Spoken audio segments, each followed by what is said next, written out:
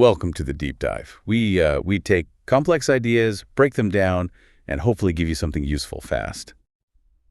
Today, we're digging into a really powerful financial idea, the Cashflow Quadrant. Yeah, it's more than just, numbers on a page. It gets into the psychology of how people earn and think about money. It's quite deep, actually. Absolutely. So our mission today, what are we trying to achieve? Well, we want to go beyond just listing the letters E, S, B, I, employee, self-employed, business owner, investor. We want to explore the real mindset shifts, the emotional stuff, the structural changes you need to make to move, especially moving from that left side to the right side. Where it's financial freedom. Exactly. That's the goal. Okay, so ESBI. Let's unpack the basic idea first, because you see people say successful doctors or lawyers, they're often S, self-employed, they make great money. Why isn't that considered the fast track? That's the key point, isn't it? The quadrant isn't really about how much you earn. It's about how the cash comes in. And maybe more importantly, who or what is doing the work to generate it. So the letters just define the source of the cash. Precisely. E for employee, S for self-employed or specialist, B for business owner, and I for investor. Where your main cash comes from puts you in a quadrant. That's the core principle. And that location sort of dictates your financial path. In many ways, yes. The left side, E and S, that's you, actively working, trading your time, your skills directly for money. The right side, B and I, that's different. It's about creating or acquiring systems. Systems where money itself or other people's time and money, OPM and OPT, are working for you. Right. OPM and OPT, we hear those a lot. Yeah. And while you can technically find financial comfort anywhere, the skills and the whole mindset of the B or I side, that's what really speeds things up towards financial freedom. Okay, so that sets up this fundamental split. Left side, active work, security focus. Right side, systems, money working for you, freedom focus. What's the real difference in thinking, the mindset between those two sides? It often comes down to emotion, specifically how you react to fear. The fear of not having enough money is pretty universal, right? Definitely. Well, how you respond to that fear often defines which side you're naturally drawn to or stuck in. Okay, let's start with the E, employee. Most people start here. Right. The E quadrant is driven by a need for security, stability. When that fear hits, what if I can't pay the bills? The E looks for safety. A steady job, benefits, a predictable paycheck. They're generally okay working within someone else's system. They trade some autonomy for that security blanket. Exactly. Now compare that to the S quadrant, self-employed or specialist. They feel that same fear, but their reaction, totally different. How so? The S is the classic do-it-yourselfer. Think high-skill consultants, doctors in private practice, top tradespeople. They value independence. They hate the idea of their income depending on some boss who maybe doesn't work as hard. Right, they want control. Totally. So when fear strikes, their response is, I'll take charge. I'll do it myself. They take the bull by the horns. They expect top dollar for their expertise and effort. But this independence has a downside, doesn't it? The source calls it the S trap. This seems really important for small business owners listening. Oh, it's critical. The S-trap is that moment of realization, wait, I don't own a business, I own a job. They've just swapped the old boss for themselves. So if they stop working? The income stops. Instantly. Think about a successful dentist. Wants to take a year off, income goes to zero. Because they are the system. The S often ends up working harder than anyone, juggling everything: sales, delivery, admin, you name it, chief cook and bottle washer. Burnout seems almost inevitable then. It's a huge risk for the S. They struggle to leverage other people's time effectively because deep down they often believe nobody can do it as well as I can. And this drive for security, whether it's the E's job security or the S's control security, it comes at a cost. Chapter 3 talks about why people choose security over freedom. Yeah, and a lot of it is conditioning. From school, from home, we're taught to value that job security above almost everything else. Go to school, get good grades, get a safe job. That's the script. And it leads millions of smart, high-earning people down a path where they graduate, get the good job, buy the house, which they're told is an asset, and then just pile on debt. Mortgage, car, credit cards. It just keeps growing. And that debt becomes an anchor, right? Makes them fragile. Totally fragile. Their expenses balloon to match their income. The source points out that many educated people are, less than 3 months from financial trouble if the paycheck stops, all because they're so leveraged with debt. So the need for job security actually increases because of the debt load. It's a trap. a cycle. And then you layer on the structural biases like taxes. The system really penalizes the left side. How does that work with taxes? Well, for the E, the employee, it's pretty harsh. You get taxed on your gross income before you even see it. Federal, state, local taxes. The government takes its cut first. It's like being a 50-50 partner with the government, but with almost no real tax breaks available. And if you're an ERS and your income goes up, you hit higher tax brackets. And that's often when bad advice comes in, right? Oh, exactly. You start feeling that tax bite, so you go to a financial advisor who's often an ERS themselves. And what do they say? Find tax write-offs. Buy a bigger house. Precisely. Buy a bigger house right off the mortgage interest. Or maybe a vacation property. It sounds smart from the ES perspective, reducing taxes, but what does it really do? Pushes you into even more debt. Exactly. More lifestyle and floating debt.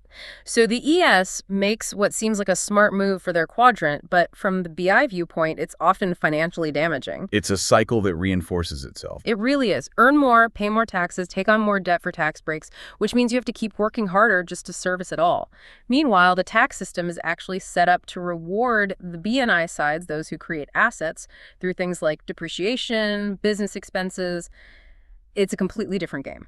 So the system itself makes true financial freedom harder to achieve on that left side. It's designed that way, intentionally or not. Okay, so if freedom is the goal, the path leads towards the right side, starting with the B quadrant, the business owner. The shift here sounds massive. It's about owning a system. Yes, it's a fundamental shift. Remember, the S is the system. The B owns a system. And critically, they hire competent people, often E's and S's, to run that system for them. How do you define a true B then? The book is a great definition. A true B can walk away from their business for a year, travel, do whatever, and when they come back, the business is running better, more profitably than when they left. Wow. Okay, that definition alone disqualifies probably 95% of people who call themselves business owners. It really does. It highlights the difference between owning a job and owning a self-sustaining system. This reminds me of the McDonald's analogy in the book. It's not about the burger itself. Exactly. That's perfect B quadrant thinking. Ask any talented chef, an S, can you make a better hamburger than McDonald's? What will they say? Of course, easily. Right, because they're focused on the product. S quadrant thinking. But the real B quadrant question is, can you build a better business system than McDonald's? And the answer for almost everyone is definitely not. Definitely not. Because McDonald's isn't about the individual burger's gourmet quality. It's about the incredible global system, the standardization, supply chain, training, marketing, finance, real estate, all of it. The B focuses on building that infrastructure. That allows for scale and consistency. Yes. So to succeed as a B, what skills do you really need? It's not just about knowing accounting or marketing, is it? No. The source highlights two core things. First, you need ownership or control of systems. That's the technical part, almost. Okay. But second, and this is apparently the really hard part, the ability to lead people. Rich Dad apparently always said the technical stuff is easy to learn or hire. The real challenge is working with people, managing them, motivating them, leading them. Leadership. Right. Bringing out the best in people. That makes sense. It's about scaling human effort, not just your own. Right. Now, building a B system from scratch sounds incredibly hard. The book offers 3 paths, sort of like bridges, to get into the B quadrant. The first one sounds riskiest, the traditional C corporation, developing your own system. Yeah, that's the trial by fire route. Huge amounts of capital needed, massive emotional resilience. You're trying to build the system, develop the people, sort out the legal stuff, all at the same time. Sounds daunting. It is. The advice is pretty stark. Mm-hmm. Be prepared to fail. You might lose 2 or 3 companies before you figure out how to build one that actually works like a true B system. Okay, what about option 2? Buying a franchise. Less risky. Generally, yes. With a franchise, you're buying a pre-existing, proven operating system that takes one huge variable, creating the system itself, off the table. So you just focus on running it and managing the people. Exactly. You focus on developing your team and executing the established plan. That's why banks often prefer lending for franchises. The risk profile is lower because the model is already tested. And the third path mentioned is network marketing. This one sometimes gets a bad rap, but it's presented here as more of an educational bridge. Right. It's important to see the purpose here. For a relatively low entry cost, you buy into an existing system, often with automated parts. The key isn't necessarily the specific product you're selling. What is it then? It's the education the organization provides. That's the real value, according to the source. Education in what, specifically? Skills missing from the E or S world. Exactly. Skills essential for a B owner. Things like public speaking, sales, handling rejection, which is huge, building self-confidence, and crucially, developing leadership skills. Overcoming that fear of rejection is key for someone moving from S, isn't it? Definitely. S-types often thrive on praise and avoid criticism. Network marketing often forces you to confront rejection head-on and build emotional resilience. It acts like training wheels for the B quadrant. Even if you later start a totally different business, the skills learned can be invaluable. So it's about personal development as much as business building. Very much so. It's a low-risk way to start developing that B quadrant mindset and skill set. Okay, so from B, we move to the ultimate goal for many. The I quadrant. The investor's playground. This is where money makes money. Precisely. The I quadrant is where you convert income, often from a B quadrant business, into real sustainable wealth. True investors don't have to work actively because their capital is working for them, often using other people's time and other people's money. OPT and OPM again. And this is the real difference between just being rich, having a high income, and being wealthy. Yes. The source points out a telling statistic. Most truly wealthy people get something like 70% or more of their income from their I quadrant investments. Their assets generate the cash flow. Whereas the poor and middle class? They typically get 80% or more of their income from E or S quadrant wages, active work. And the definition of wealth itself is different here, too. It's not about dollars, is it? No, it's about time. Wealth is defined as how many days could you survive maintaining your current lifestyle without having to physically work another day. So financial freedom is when? Financial freedom is achieved when your passive income from assets, your I quadrant income, exceeds your monthly living expenses. At that point, theoretically, you're wealthy forever because your assets support you. To get there, you need the right mindset. The book lays out 5 levels of investors. It sounds like a progression. It is, and it's all about financial sophistication and mindset. Level 1 is starkly named 0 financial intelligence. Ouch. Who fits there? These are often people who earn a lot, maybe high-income E's or S's, but they spend even more. They buy things that drop in value, pile up bad debt. They're effectively sub-zero investors, often heading for trouble no matter how much they make. Okay. Level 2, savers or losers. This challenges conventional wisdom, doesn't it? Isn't saving good? It used to be, is the argument, back when money was backed by gold. But since 1971, when the dollar became essentially debt and governments could print more freely, inflation has consistently eroded the value of saved cash. So putting money in a savings account means you're actually losing purchasing power over time. Generally, yes. Inflation eats away at it faster than the tiny interest rate builds it up. Saving in low-yield bonds also carries risks, especially with inflation and potential market shifts. Right. It's playing by old rules in a new game. Got it. Then level 3, the delegator. Level 3, the I'm too busy investor.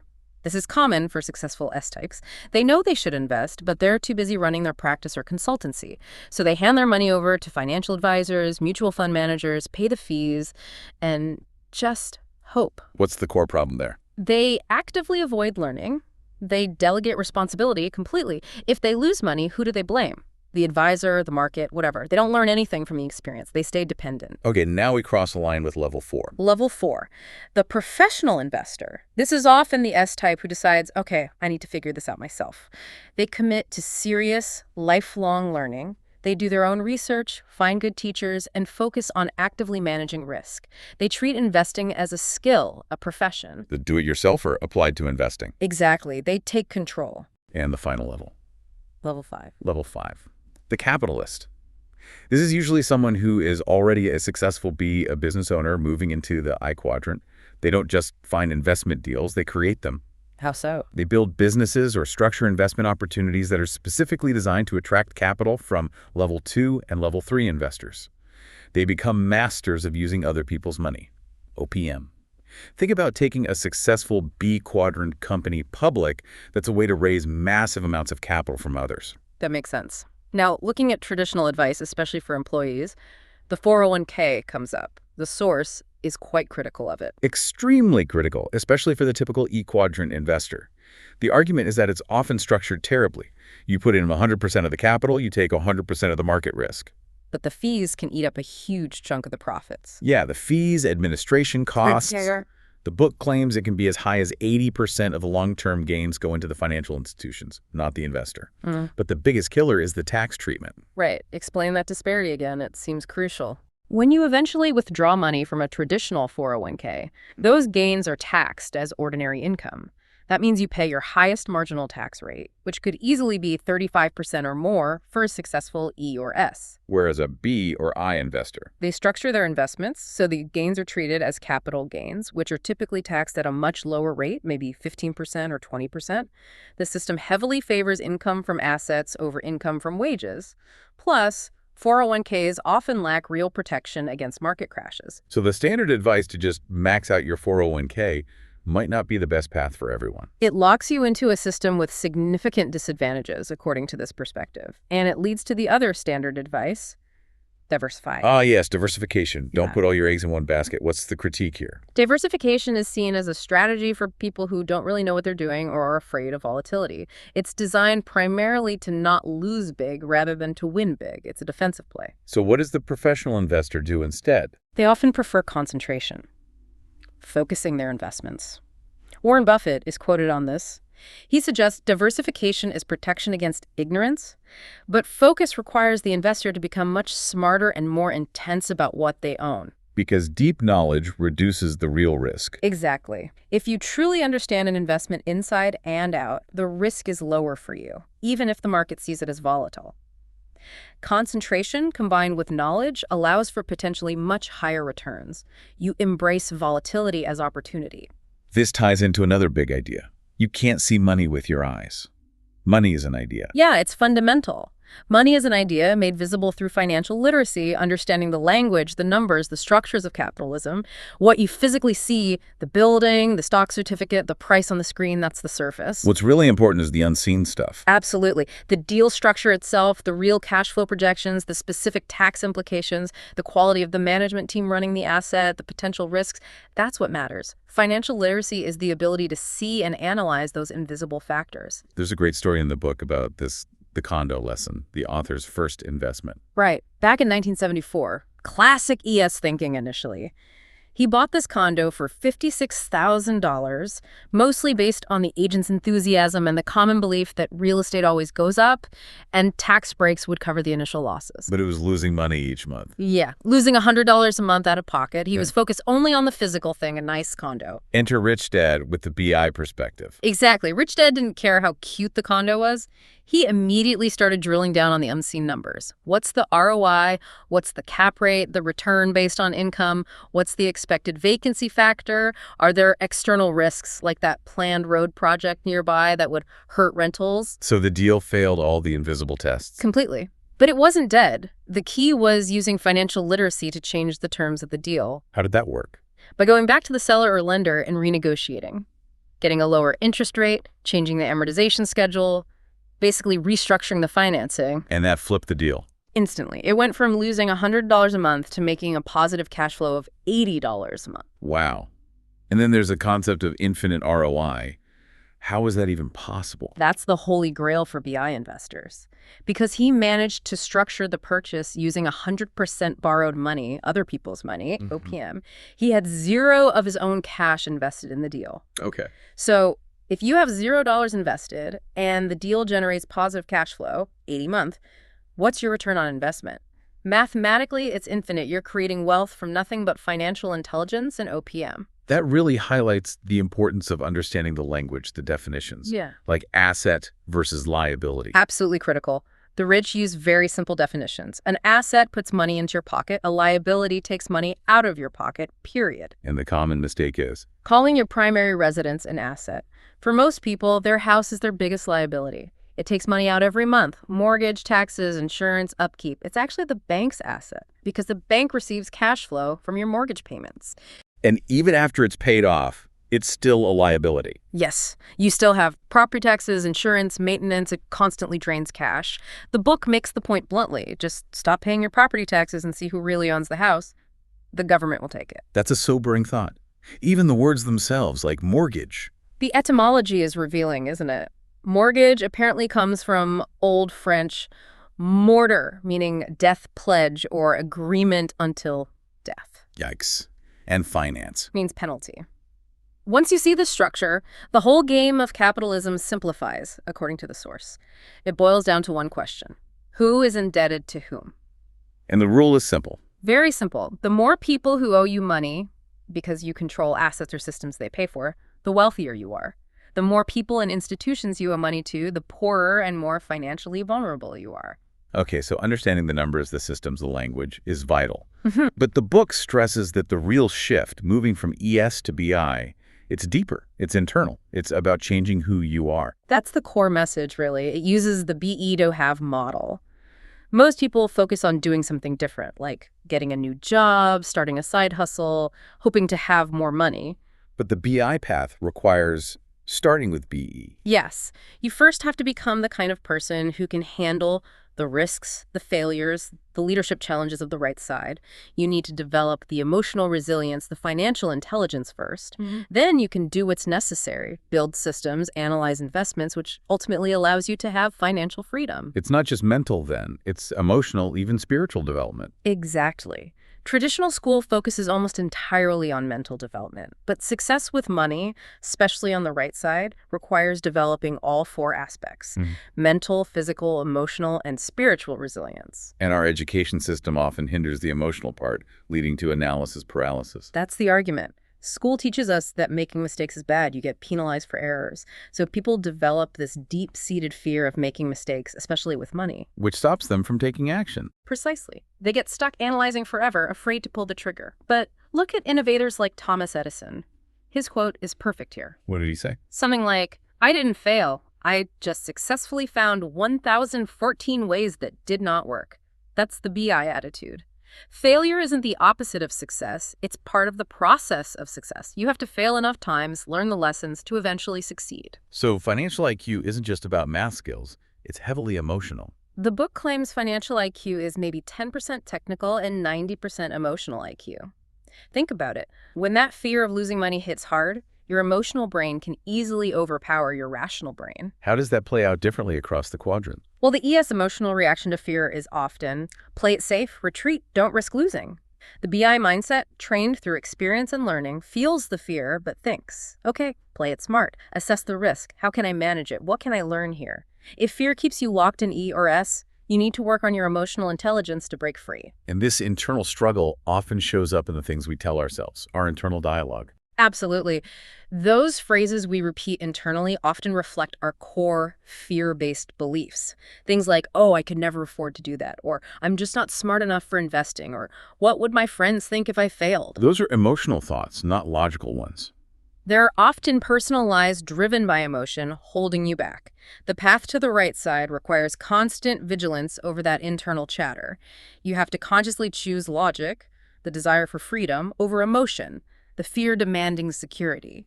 It's about, as the book says, preparing daily to be bigger than your own smallness. Wow. Okay, this has been incredibly insightful, a real deep dive. Let's try to summarize the key takeaways for listeners. Sure. First, you've got to honestly figure out which quadrant, E, S, B, or I, is your primary source of income right now. That's your starting point. Then, if you're on the left side, E or S, and want freedom, the goal is a transition. Right.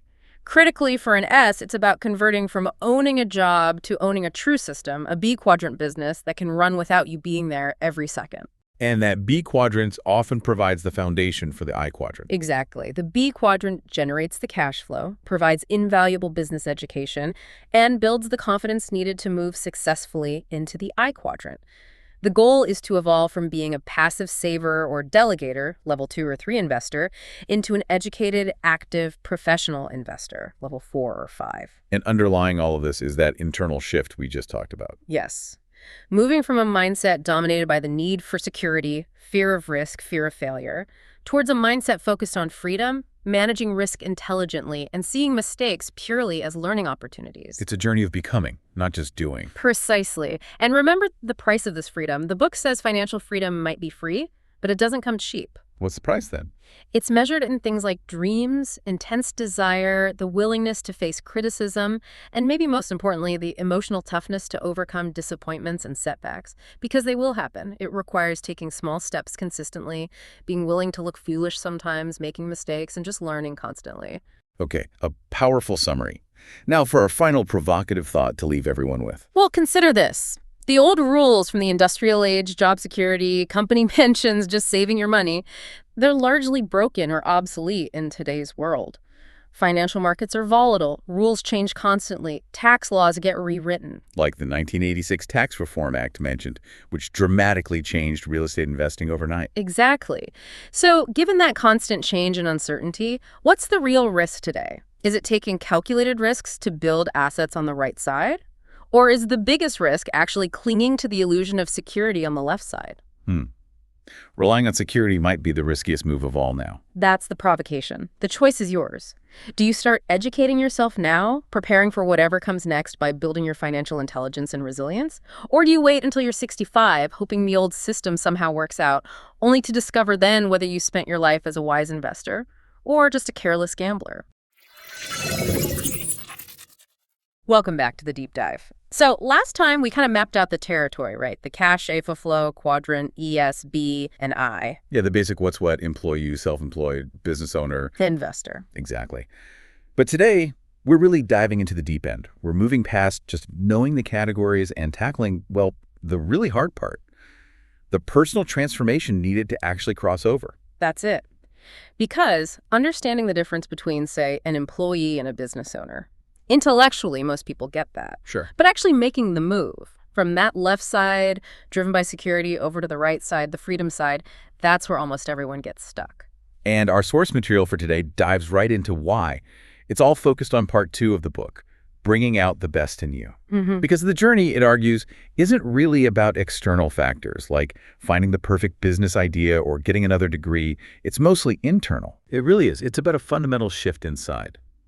We're talking mental, emotional, even spiritual rewiring. That's what you need to really operate effectively in the B and I quadrants, to leverage systems and capital properly. So our mission today is to really unpack that. What does that rewiring look like? What are the strategies? And recognizing that success over there in B and I, it's less about what you do and much more about who you have to become.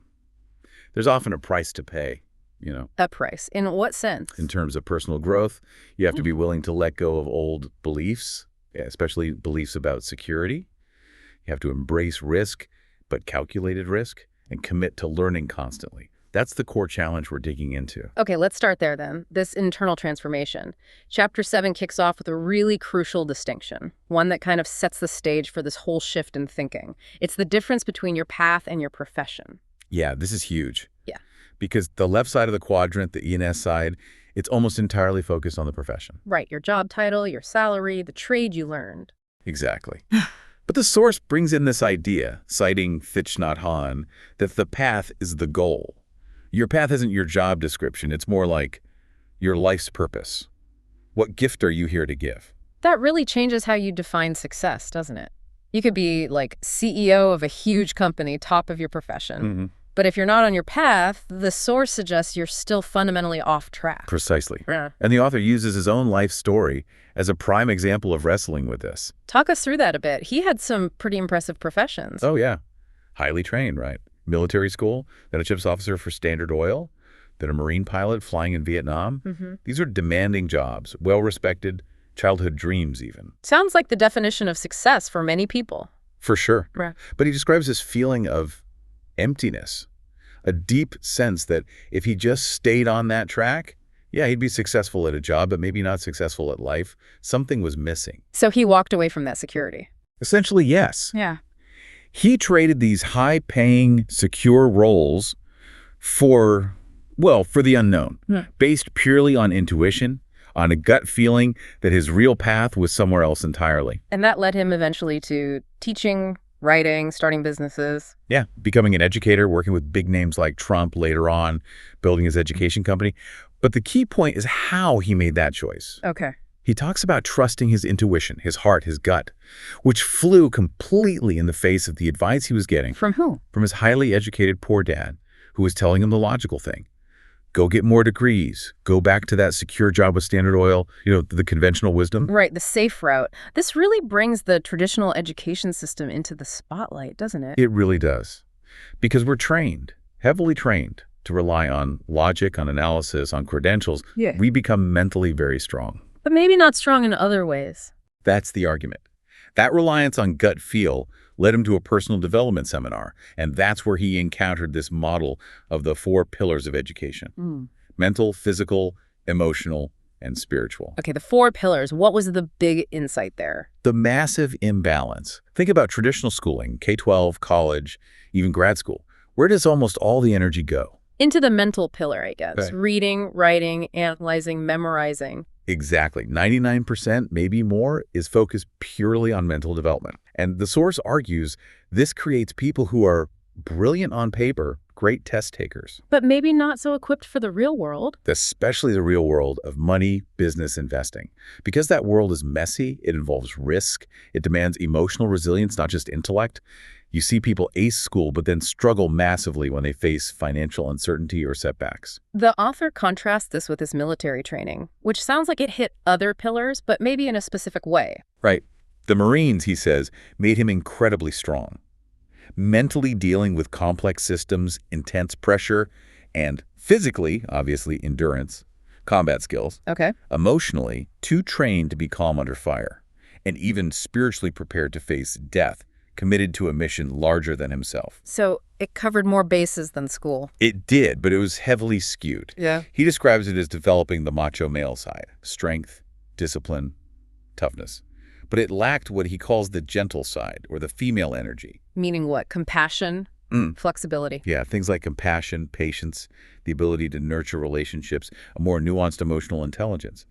He felt that intense training developed certain strengths, but left him unbalanced as a whole person, especially for things like building a business or a family. So if school makes you analytical but afraid of mistakes, and the military makes you a resilient warrior but maybe lacks that softer side, neither is the complete package for becoming, say, a successful B or I quadrant person. Not without more work, no. That's the core argument.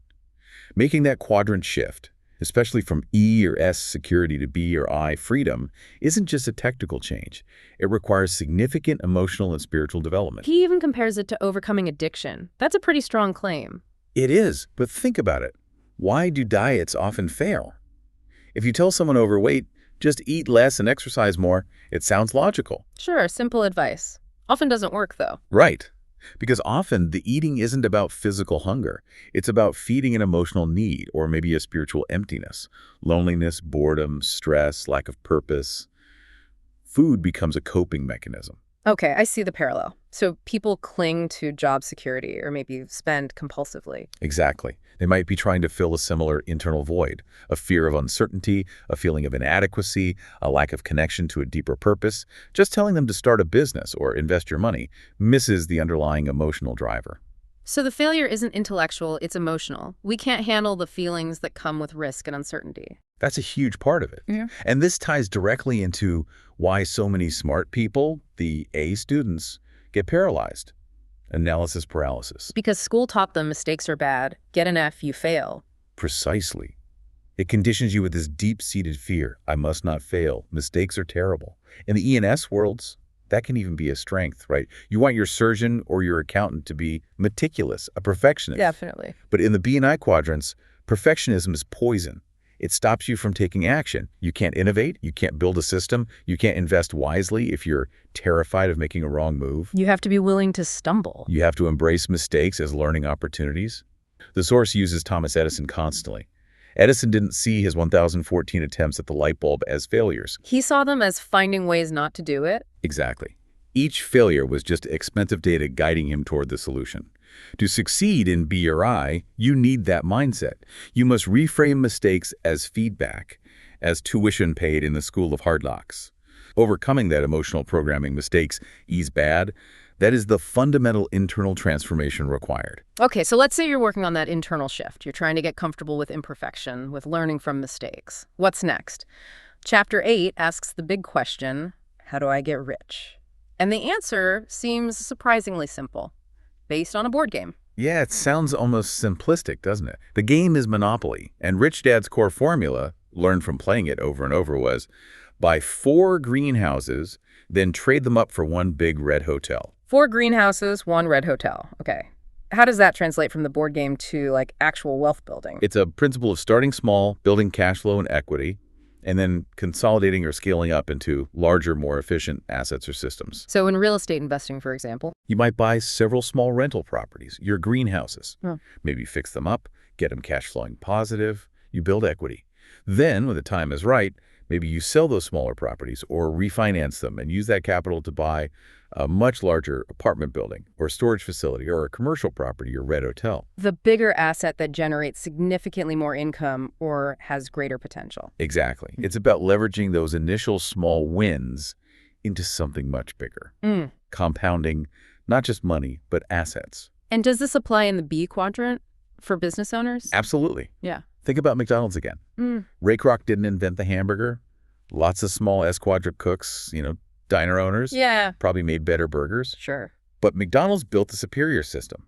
The franchising model, the training, the supply chain, the real estate selection, that consistent, replicable system is the Big Red Hotel. And the individual franchise locations are like the greenhouses. Kind of, yeah. They generate the cash flow that feeds the larger system and allows for expansion. It's about building a scalable system, not just being good at doing one thing yourself. This leads straight into another core idea from the source, the BEDOHAVE cycle. Can you break that down? Right. This is critical. Most people focus on the DO. They think, if I do what rich people do, like buy stocks, then I will have what rich people have, money. Makes intuitive sense. But the source argues it's backward. You need to start with BE. You need to be the kind of person who thinks and acts like a successful investor or business owner first. It's about changing your core beliefs, your mindset, your identity. So changing the doing without changing the being doesn't stick. Usually not. The example uses golf. If you're a terrible golfer, right, slicing it into the woods every time, buying a fancy new $5,000 set of clubs, the doing won't magically fix your game. No, you'll just be a terrible golfer with expensive clubs. Exactly. You need to adopt the mindset of a good golfer. The focus, the practice discipline, the way they analyze their swing. You need to be a better golfer internally first. Then the doing, practice, lessons, leads to having a better score. Same with money. If you have a scarcity or loser mentality, just buying some stocks won't make you wealthy. You need to adopt the beliefs and emotional resilience of a successful B or I first. This sounds like the major stumbling block for people in the S quadrant trying to move to B, the highly skilled professionals. Oh, absolutely. The S quadrant, the specialist, the doctor, the lawyer, the consultant, often operates under the mantra, if you want something done right, do it yourself. Which makes them excellent at their specific skill. Phenomenal. But that strength becomes their biggest weakness when trying to build a B quadrant business. Right. Why? Because their core identity is tied to their personal skill and control, perfectionism. And a B quadrant business requires letting go of control. Totally. It requires delegation, trusting systems, trusting other people to do things, maybe only 80% as well as you could, but doing it consistently and at scale. The definition of a true B system is you can leave it for a year, come back, and find it running better and more profitably without you. An S quadrant person would probably have a heart attack at that thought. Right, because they are the system. If they leave, the income often stops cold. They hate mistakes, theirs or anyone else's. They hate depending on others. That inability to let go, to trust others, to tolerate imperfection in pursuit of scale, it's fundamentally an emotional barrier, not a technical one. So if I'm that S professional wanting to move to B, what's like the very first tiny step? What's the first mistake I need to consciously allow? Okay, good question. Maybe it's delegating a task you know you do best. Let's say it's the initial client consultation. You delegate it to an assistant, and you have to accept, no, they won't do it exactly like you. They might miss a nuance. They might only do a B or C level job compared to your A plus B. That sounds painful for a perfectionist. It is. But the learning isn't about how to train them better initially. The learning is internal. It's realizing that a B-level job done consistently by someone you pay $20 an hour, which frees you up to work on the business instead of in it, is infinitely more scalable and ultimately more profitable than you doing that A-plus job yourself for $500 an hour, but being trapped doing it forever. Yeah. It's an emotional acceptance first. That feels like it flows right into the idea of emotional intelligence, The source emphasizes this heavily, right? Citing Daniel Goleman. Hugely. The claim is that financial IQ is maybe 10% technical knowledge about money, finance, markets. Only 10%. And 90% emotional IQ. Your ability to manage your own emotions, particularly fear and greed, and understand how emotions drive your decisions and the decisions of others. 90%. That really shifts where you should focus your learning efforts. Less on stock charts, more on self-awareness. Pretty much. And there's this startling ratio mentioned, 24-1. Okay, what? When your emotions are really running high, like intense fear during a market crash or intense greed during a bubble, your emotional mind is supposedly 24 times stronger than your rational, logical mind. 24 times? Yeah. Wow. No wonder people make irrational decisions under pressure. It explains so much.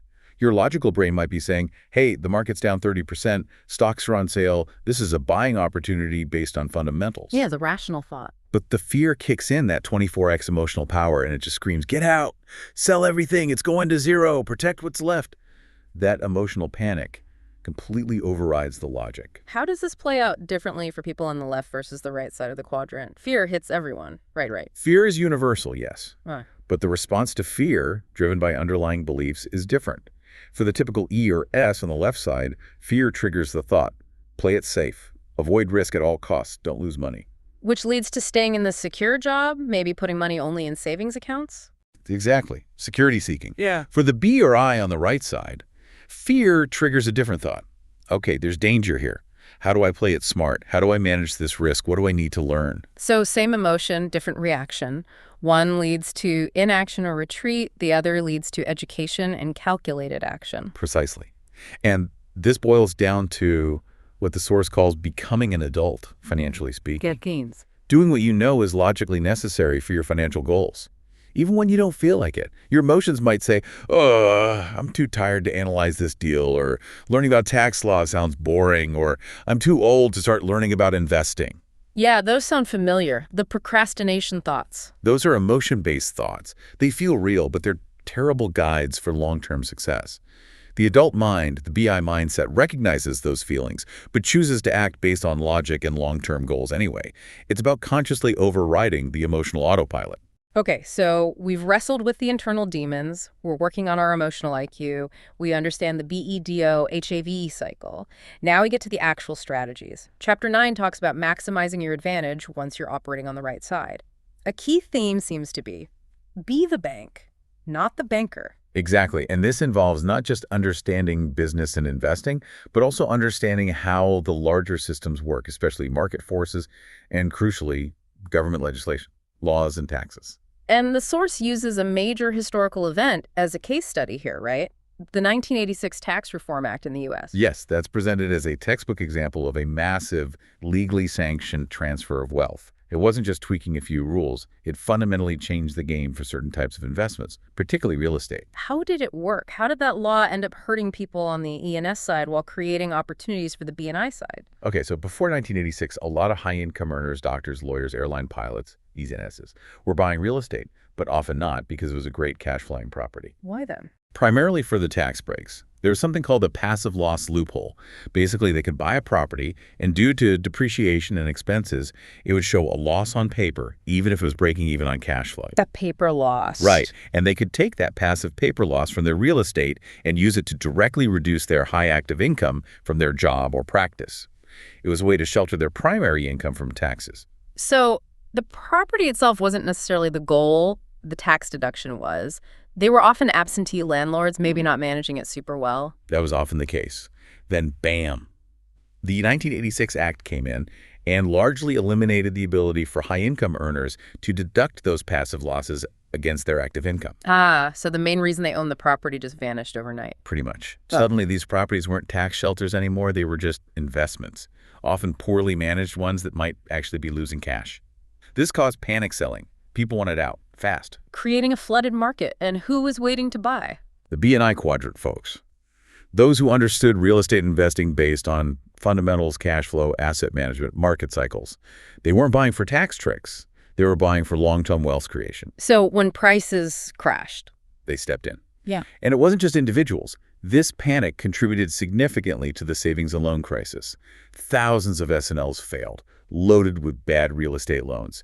Government agencies like the RTC had to take over and liquidate enormous portfolios of distressed properties. Selling them off cheap. Pennies on the dollar in many cases. So you have this direct transfer. Wealth moved from the ES side, who bought high for tax reasons and sold low in a panic, to the BI side, who understood the asset class and bought low when there was blood in the streets. That's a stark example, the takeaway being That if you're serious about the B&I side, you have to pay attention to the rules of the game laws, taxes, market trends, because those rules are often written by and for the B&I side. They frequently work against people who are purely focused on job security. This seems to tie into another core Rich Dad teaching. The whole game of capitalism boils down to one question. Who is indebted to whom? Explain that. Who is indebted to whom? Think about the average person in the E or S quadrant. Who do they owe money to? The bank for the mortgage, the car loan company, credit card companies. Right. They are debtors. Their money flows out to service debt held by others. And crucially, who else are they indebted to right off the top? The government. Through taxes? Absolutely. Their income pattern is fundamentally work right arrow, tax writer, expense. The government takes its cut first through withholding before they even see the money. They're essentially a 50% or more silent partner with the government on their gross earnings. Okay, so how does the B&I side flip that script, especially using corporate structures? The source emphasizes the power of corporations, particularly the C corporation, for a substantial B quadrant business. A corporation is a separate legal entity. It plays by different rules. Its income pattern is awesome. Work, the business earns, right arrow expense, right arrow tax. The corporation can legally pay for many legitimate business expenses before calculating the profit that gets taxed. What kind of expenses? Things like business travel, certain health insurance premiums, maybe company cars, potentially even things like portions of home office costs, education relevant to the business, sometimes even things like childcare, if structured correctly as a business benefit. The point is, the business incurs expenses, reduces its taxable income, and then pays taxes on what's left. So they legally shelter income before the tax man gets a look in. Precisely. It's not about illegal tax evasion. It's about understanding and using the tax code as it's written for businesses versus how it's written for employees. The B&I side focuses on legally minimizing the tax bite before income is declared. So the big strategy is often build a business, like a C Corp, and then use the income generated by that business to acquire assets, often real estate, which also have their own tax advantages. That's a very common path. And this leads to the idea that the rich don't just work for money. They often create it. They act like the bank. Okay, creating money. That sounds complex. How does that work in practice? The source gives an example using a specific type of real estate deal, right? Yes, a wraparound mortgage or a lease purchase contract. It's a great illustration of being the bank. Let's walk through it simply. Okay. Say an investor buys a property. Right. Let's use the numbers. Buys for $100,000, puts in $20,000 of improvements, total cash invested, $120,000. Now, instead of just listing it with an agent for a traditional sale where the buyer gets a bank loan, They do something different. they offer to sell it directly to a buyer, maybe someone who can't easily qualify for a traditional bank loan for $150,000. Yeah. But the investor provides the financing. So the investor becomes the lender. They hold the paper. Exactly. The buyer might put down, say, $30,000. So the investor immediately gets $30,000 cash. That covers their $20,000 improvement cost and gives them $10,000 profit back in their pocket right away. Now, the buyer still owes the investor the remaining $120,000. $150K price, $30K down. This $120,000 IOU, this note, is now an asset on the investor's balance sheet. An asset that pays them. Yes. The buyer makes monthly payments, principal and interest, directly to the investor. The investor is receiving passive income, just like a bank would on a mortgage. And what about the tax on that $30,000 profit they made? $150K sale price, $120K cost basis. This is key. Under installment sale rules, generally they don't pay tax on the entire $30,000 capital gain in the year of the sale. They typically pay tax proportionally as they receive the principal payments over the life of the loan. So they defer the tax potentially for years. Correct. They've created an income-producing asset, $120K note, generated immediate cash flow, $30K down, partly profit, created passive income, monthly payments, and defer the tax liability. They literally acted as the bank and created money through structure. Compare that to an employee trying to save up $30,000 after tax. Worlds apart. An employee might have to earn $50,000 or $60,000 in gross wages, paid income tax, Social Security tax, Medicare tax. just to net that same $30,000 in their savings account. While the investor created it through a transaction, largely tax-deferred and created an ongoing income stream? That's the power difference. It's financial literacy in action, understanding debt, assets, cash flow, and the tax code. That's the education the source argues is desperately missing from conventional schooling. It really highlights the definition of asset versus liability, too. It's about cash flow direction. Always. Does it put money in your pocket, asset, or take money out, liability? Your primary residence, the source argues, is usually a liability because you pay the mortgage, taxes, insurance, upkeep. It flows money out. Even if it goes up in value on paper. Right. The cash flow is negative until you sell. Rich Dad's point was always, if you want to know who really owns the land, just stop paying your property taxes. See who comes to take it back. The government, the ultimate owner. Okay, so we see the internal shift needed. We see the strategic mindset. We see the power of structure and being the bank. For someone wanting to start this journey, what's the practical advice? Where do you begin? The strong recommendation is to start small and preferably start in the B quadrant before trying to be a sophisticated I quadrant investor. Build a business first, then invest. Why is that sequence important? Because genuine investing, especially active investing in businesses or complex real estate, requires understanding systems. A B quadrant business is a system. Running one, even a small one, teaches you invaluable lessons. What kind of lessons? How to read financial statements for real, how to manage people, how to create marketing systems, sales systems, operation systems, how to identify what makes a business succeed or fail. So without that B experience, you're kind of flying blind as an investor. Often, yes. You don't know how to evaluate the management or the system of a potential investment. True investors invest in proven systems run by competent teams, good Bs. People without that experience often just invest in ideas or products or charismatic founders, maybe good S's, which is much closer to gambling. They get lured by shiny objects because they can't assess the underlying engine. That makes sense. Gain the operational experience first. The source also tries to demystify the scale issue, right? Saying the difference between an $80,000 deal and an $800,000 deal is just a zero. Yeah, the idea is that the fundamental process, finding the deal, analyzing it, structuring the financing, managing the asset, is remarkably similar, whether it's a small duplex or a large apartment complex. The numbers get bigger, but the thinking, the steps, remain largely the same. So the fear of large numbers is mostly psychological once you have the experience.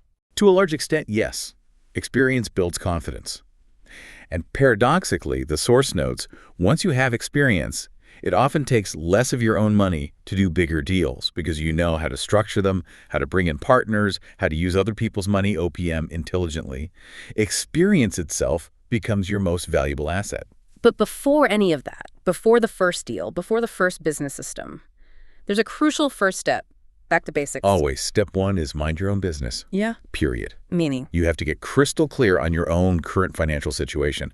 Sit down and actually fill out a personal financial statement. List your income, your expenses, your assets, your liabilities. Calculate your net worth. Understand exactly where your money is coming from and where it's going right now. Know your starting point. You have to. Then, based on that reality, you set concrete, achievable goals for passive income. What do you want to achieve in the next 12 months, the next 5 years? How much passive income do you need coming in from the BRI side to cover your expenses? Without that personal financial baseline and those clear goals, you're just drifting. You have no map, no destination. Minding your own financial business is square one. #Dodge outro. Well, we certainly covered a lot of ground today, really digging into that challenging path toward financial freedom. We started with that fundamental internal shift. Yeah, finding your path beyond just your profession and acknowledging that this takes real work on the emotional and, dare I say, spiritual side. Getting over that deeply ingrained fear of failure, that paralysis that comes from perfectionism. And then we moved to the external strategies, how the B&I side think differently. Choosing to be the bank, understanding how systems and laws, like that 1986 Tax Act example, really shape the flow of wealth. Right, playing the game of who is indebted to whom and structuring things so people are indebted to you. It really comes down to becoming that financial adult, the one who does what's logically necessary, even when fear or laziness is screaming at you to play it safe. It's clear the journey from the left side, E&S, to the right side, B&I, isn't just some magical leap. It's built on a series of these deliberate steps, these baby steps, as the source calls them. Each one builds not just capital, maybe, but critical knowledge. Absolutely. And that knowledge compounding is maybe the most important part.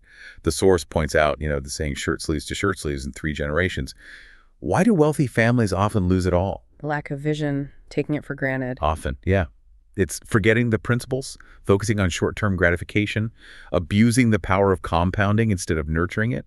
They lose the knowledge and the mindset that built the wealth in the first place. Whereas the person successfully moving to the BNI side is doing the opposite. They're compounding their knowledge and experience with every small success, every small mistake even. That educational compound interest is what builds lasting freedom. Exactly. That's the real asset being built. So maybe the final thought for everyone listening is this. If the core formula for wealth, as Monopoly teaches, is as straightforward conceptually as 4 greenhouses traded for 1 red hotel, are your actions today your learning, your focus? Are they aligned with playing that patient, long game? Are you focused on compounding your knowledge and taking those small, sometimes uncomfortable steps? Or are you still caught up in the emotional pull of the short term? The immediate paycheck, the fear of rocking the boat. It really comes down to which voice you listen to, the rational, long-term focused adult or the fearful, security-seeking child within. Something to definitely think about. Which voice is driving your next financial decision? Welcome back to The Deep Dive. Our mission today is, well, it's a big one. We're navigating what's arguably the most challenging journey in the financial world. That path from seeking job security, the employee and self-employed quadrants, E&S, and moving across to the realm of financial freedom, the business owner and investor quadrants, B&I. And it's crucial to understand this isn't just changing your job title. No, definitely not. It's a fundamental internal change, a complete psychological, operational revolution, really. Exactly. And we've spent time before establishing why just staying in the E or S quadrants, well, why it's pretty unstable now. Absolutely. Knowing where you want to go is one thing. Rare. But actually getting there, that needs a specific method. A roadmap. Precisely. So this deep dive is all about the 7 steps to finding your financial fast track. These are the skills, emotional, mental, technical, you need to operate successfully on that B&I side. And we have to touch on the old advice, don't we? The stuff that's still floating around. Oh, definitely. Go to school, get a safe job, save your money. Yeah, that whole script. But the sources we're digging into, they hammer this home. That industrial age thinking. It's obsolete. Totally. Security, in that old sense, is basically a myth today. Think about pensions being replaced by 401k. You manage yourself. Right, the rug got pulled out, the security vanished. So the path to real freedom, it has a price. But it's not really about money up front or fancy degrees. What is it then? It's paid in, well, sheer determination. Yeah. And maybe most importantly, the ability to handle disappointment.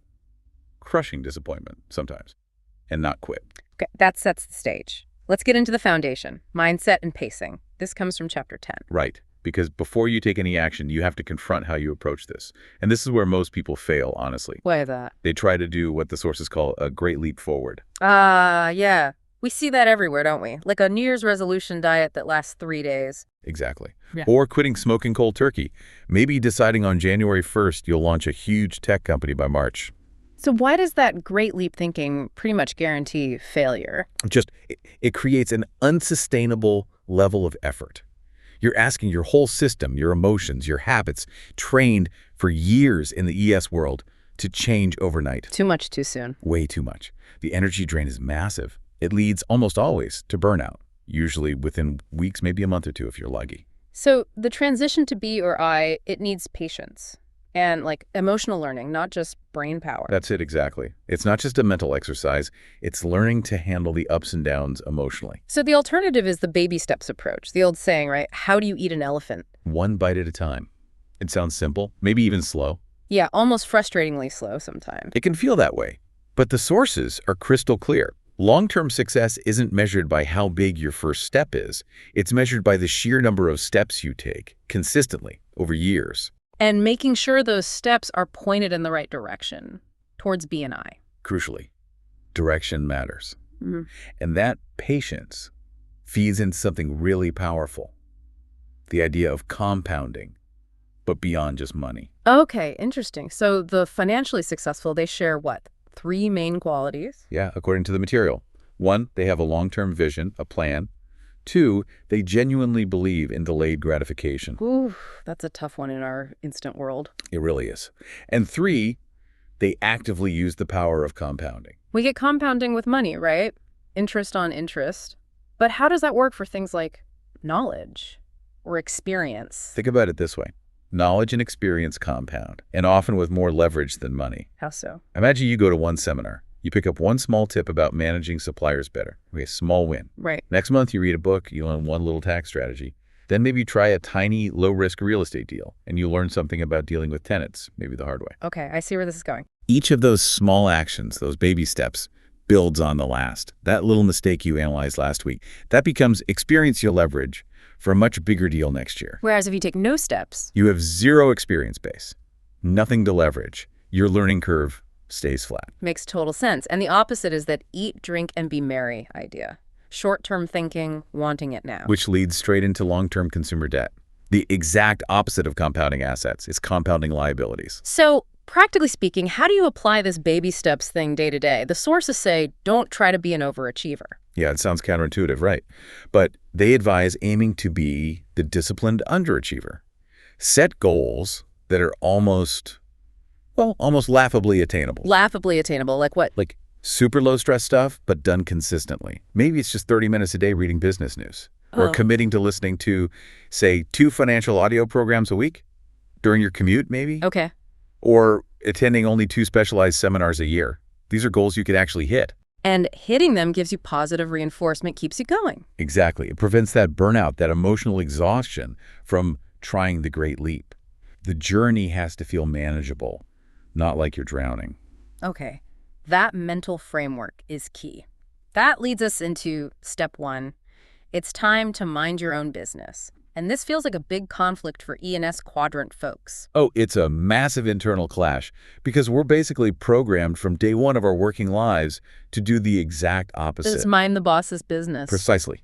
We obsess over the employer's goals, the company's profits, the targets they set for us. We get reports on how the company's doing. But we ignore our own finances. Most people have absolutely no clue what their own personal financial statement looks like. They couldn't tell you their net worth, their true cash flow.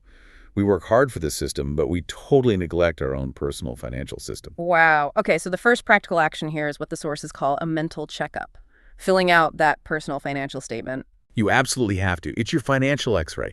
You cannot launch a successful business or investment strategy if you don't know your precise starting point. Yeah. Your liabilities, your actual cash flow, what's in your asset column right now. And it's critical to differentiate, right? Assets put money in your pocket. Liabilities take it out. That distinction is fundamental.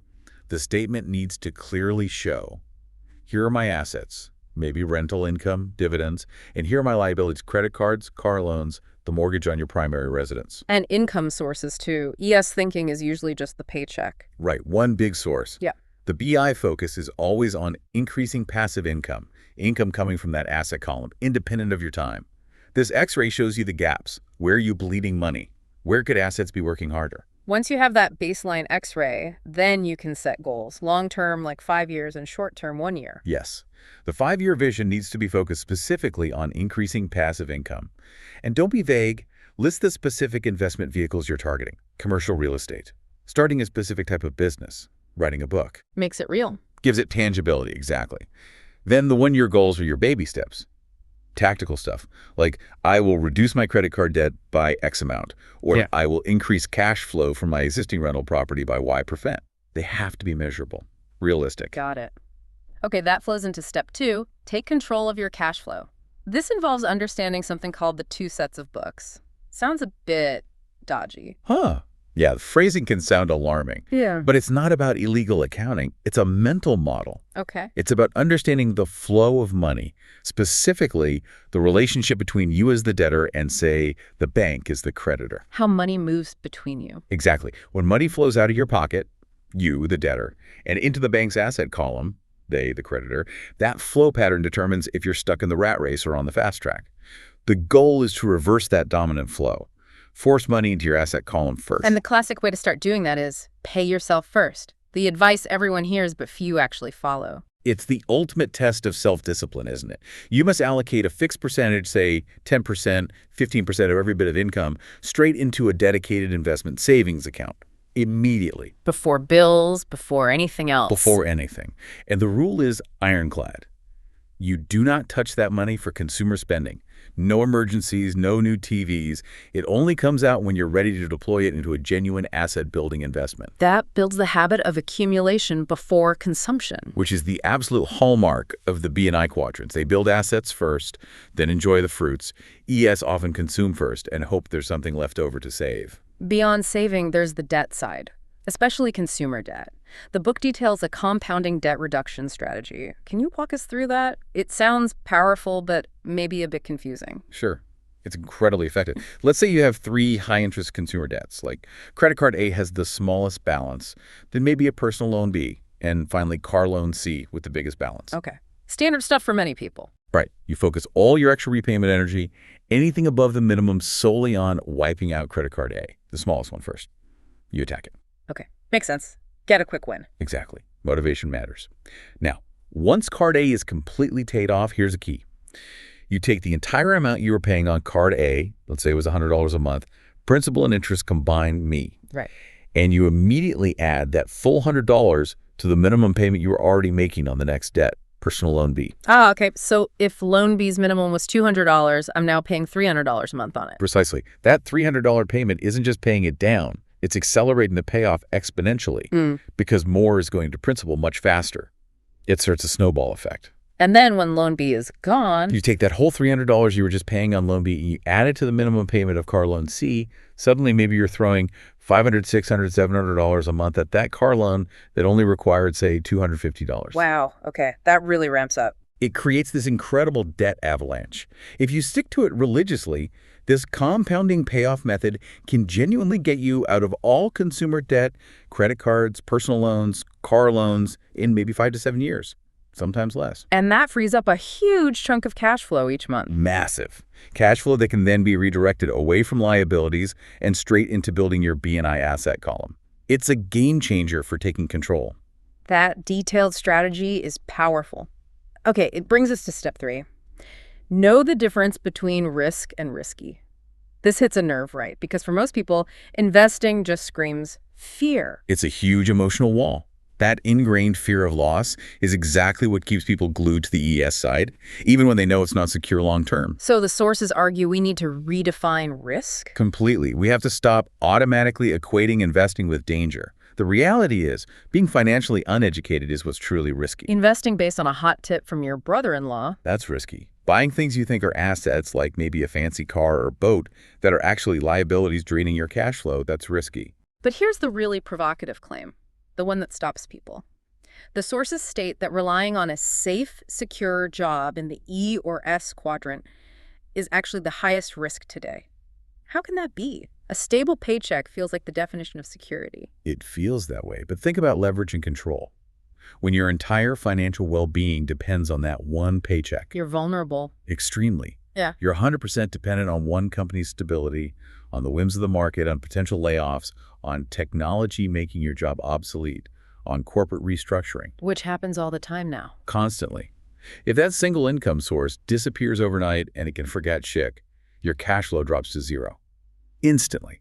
That's catastrophic financial exposure. Whereas a B or an I. A smart business owner, B, or investor I, builds multiple streams of income from different assets or systems. If one investment has a downturn or one business line struggles, they still have others generating cash flow. Diversification of income sources, not just investments. Exactly. Relying solely on a job is like putting all your financial eggs in one very fragile, very volatile basket you don't even control. That is the definition of risky in the information age. That reframing is critical. So the goal isn't avoiding risk altogether. No, it's about learning to manage it, mitigate it, understand it, even welcome calculated risk. How do you practice that? The action items here are about getting experience in a safe space. That's why playing simulation games, like the Cash Flow game the author created, is so highly recommended. Lets you fail without losing real money. Precisely. You practice buying assets, dealing with market ups and downs, reading financial statements, making deals, all in a game environment. It teaches the mechanics and the mindset of the I quadrant safely. What else? You need to get out there. Attend real estate investment club meetings, go to seminars on specific strategies, maybe even hire a coach who's actually done what you want to do in BRI. Knowledge is your ultimate risk reduction tool. And that knowledge helps you move into step 4. Decide what kind of investor you want to be. And here's where we get that intriguing secret. The path to serious wealth involves actively seeking out big financial problems. Yeah, it sounds backward, doesn't it? But think about it. Inside every massive problem, there's usually a huge unmet need or desire. And solving that need often unlocks massive financial opportunity. Subsidies, tax breaks. Often, yes. Or just enormous market demand. The Type A investor, the most sophisticated kind, understands this. They look for the big gaps.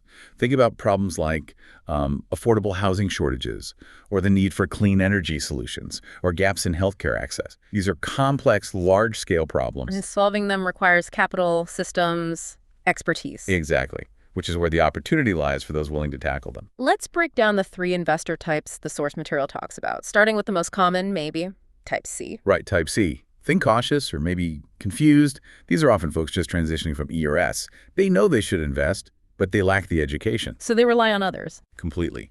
They hand their money over to experts, maybe a stockbroker, a financial planner, a mutual fund manager, and hope for the best. They delegate not just the management, but their own financial education and control. Very risky, ironically. Okay. Then Type B. Type B is the busy or better investor. These are often the do-it-yourselfers. They're willing to learn, they'll read books, maybe attend seminars, manage their own stock portfolio perhaps. More involved, more educated than Type C. Definitely. Yeah. But they might still shy away from the really big, complex problems. They're looking for good deals, maybe, but not necessarily tackling those massive societal-level issues that Type A thrives on. They're often focused on managing their own money well. Which leads us to Type A.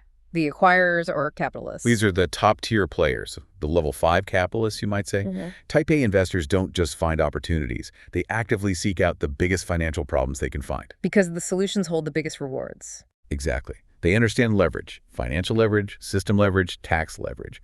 Remember the affordable housing example. If there's a huge need, the government often offers significant tax credits and subsidies to developers who step in. A Type A investor sees that problem and the built-in incentives and builds a system to solve it profitably. They master using tax laws and financial structures to multiply their efforts. Now, the sources suggest a specific path here. Become a successful B, a business owner first. Why is mastering business seen as such good preparation for being a smart I investor? It's all about understanding systems. The B quadrant is where you learn, hands-on, how to build and manage operational systems. Dealing with people, cash flow, marketing, production. All of it. You learn how to generate predictable cash flow, how to manage teams, how to create something scalable. Now think about being a sophisticated investor. You're essentially investing in someone else's business system, right? Whether it's buying stock in a public company or funding a startup. Exactly. If you've already successfully built your own system in the B quadrant, you have a massive advantage when evaluating other people's systems.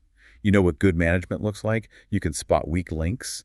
You understand realistic projections. You know where the operational risks lie. It's insider knowledge, almost. It's deeply practical, leveraged knowledge. You're just a much, much smarter judge of potential investments if you've been in the B trenches yourself. That makes sense. It bridges into the next phase, building support and resilience.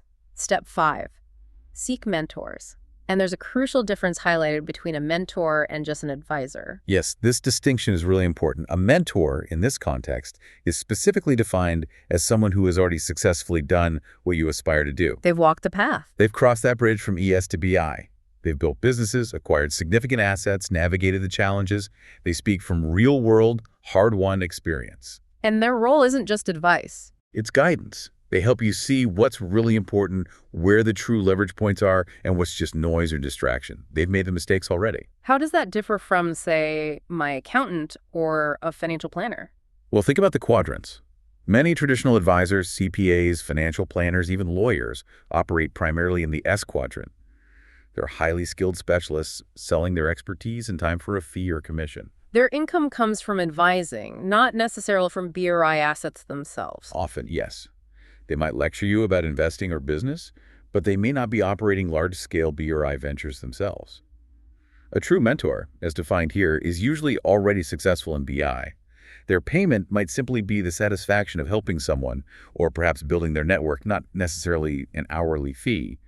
They're invested in seeing you implement their successful system. Finding someone like that sounds challenging. It can be. It requires seeking out people who are where you want to be and finding a way to offer them value, perhaps, or just demonstrating serious commitment. The sources mention a really practical, maybe even confronting exercise here. The 6 people exercise. Ah, yes. This one can be revealing.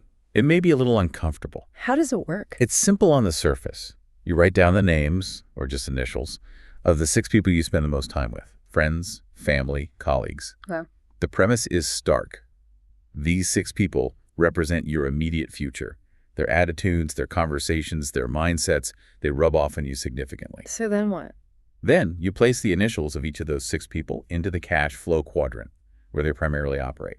Are they E, employee, S, self-employed specialist, B, big business owner, or I, investor? Ooh, okay. I can see where this is going. Right. If your goal is to make that massive shift to the B and I side, but you look down and see 5 or 6 of your closest associates are firmly rooted in the E or S quadrants. Your conversations are probably dominated by job security, complaining about the boss, maybe 401k contributions. Exactly. The daily dialogue, the advice you get, even implicitly, your own tolerance for risk, it's all going to be constantly pulled back towards that left side ES mentality. It's incredibly hard to talk about building systems, leveraging debt for assets, or seeking out massive problems when your peer group thinks that's crazy or irresponsible. So you literally might need to change your environment, change who you spend time with. Or at least consciously expand your circle. You are, like it or not, the average of the people you associate with most closely. If you want to be a successful B or I, you must start spending more time with people who think that way, who normalize that level of ambition and problem solving, rather than people who consciously or unconsciously undermine it. Seek out BI masterminds or clubs. That's powerful stuff. Okay, now for the emotional core, maybe. Step 6, make disappointment your strength. This feels huge because the sources say disappointment is the main killer of new BI ventures. It absolutely is. More than lack of capital, more than bad ideas. It's impatience turning into disappointment when the big financial rewards don't show up immediately, which they rarely do in B or I, right? It takes time. It takes time, effort, and often significant setbacks. And this requires a fundamental emotional reprogramming. How so? Think about traditional schooling and employment, EUS. How are mistakes treated? Badly. You get penalized, red marks, poor performance reviews, maybe even fired. Mistakes are seen as unacceptable failure. Right. And that conditioning leads directly to what's called analysis paralysis. People study an opportunity forever, tweak the business plan endlessly, but they never actually act because they're terrified of making a mistake, of failing. But the BI mindset is different. Completely different. Successful B and I quadrant people understand that making mistakes isn't just likely, it's necessary. It's the primary way you learn and refine your systems.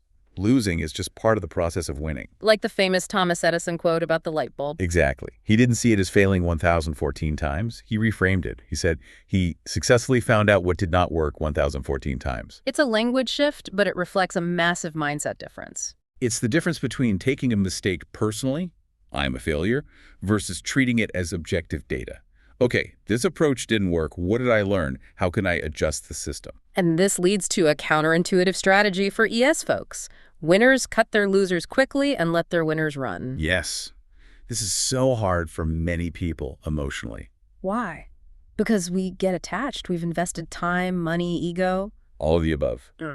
That emotional attachment, that fear of admitting loss, makes people cling desperately to a failing investment, hoping it will turn around. Or they stay stuck in a dead-end job or business venture for years longer than they should, afraid to acknowledge the initial decision was flawed. Well, the BI person. The BI mindset aims for emotional neutrality towards wins and losses. Yeah. They expect losses as part of the game. They're prepared to take a small loss quickly, capture the lesson learned, the data, and redeploy the remaining capital and energy into something more promising. That ability to cut losses without emotional drama is absolutely vital for long-term success. It's a form of emotional intelligence. Which brings us neatly to the final step, step 7, the power of faith. This sounds less tangible. Is it about religion?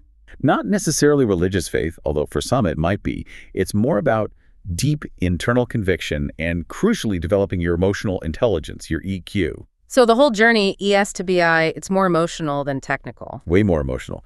Honestly, the technical stuff, how to read a financial statement, the debt snowball strategy we talked about, that's the relatively easy part to learn. You can find that in books, seminars. The hard part is internal. The truly hard part is managing the intense gut-level fear of losing money. That fear is primal, it affects everyone, and has to be managed, if not conquered. How does that fear manifest differently in ES versus BI? The ES reflex, driven by that fear, screams, play it safe, avoid risk at all costs, protect the paycheck. Makes sense, given the conditioning about mistakes. But the BI mandate, facing the same fear, has to be different. It's play it smart.